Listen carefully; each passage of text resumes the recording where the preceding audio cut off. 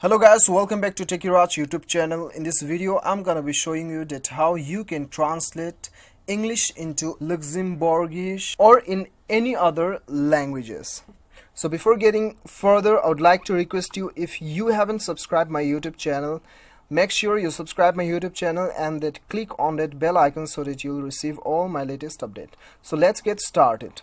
So the first thing you have to do is you have to go to the Play Store and then you have to install one application. The name of the application is Google Translate. You just type Google Translate and it will appear on the first rank. You just install it and then open the application.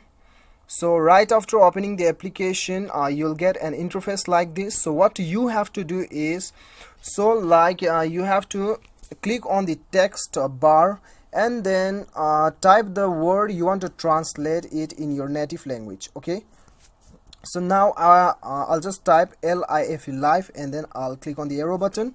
So I'm translating in Afrikaans, right? Afrikaans language. So it is LEWE, Liwi. You can also pronounce, you can also know the pronunciations of this particular word, clicking on this, on this sound icon. So if you want to translate it on your own native language, then you have to click on the top right corner. As you can see, Afrikaans, right? So you just select your language. Okay, if you want to select your own language, Nepali, then the Nepali, select the Nepali.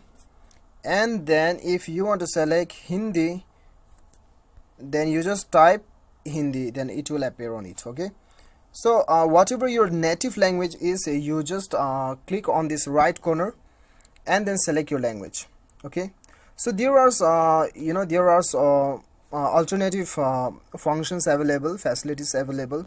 As you can see, camera, handwriting, conversation, voice. If your keyboard is not working, then you can search by the voice, and then if you want to translate conversation, then you can just speak the conversation and it will translate in your own native language.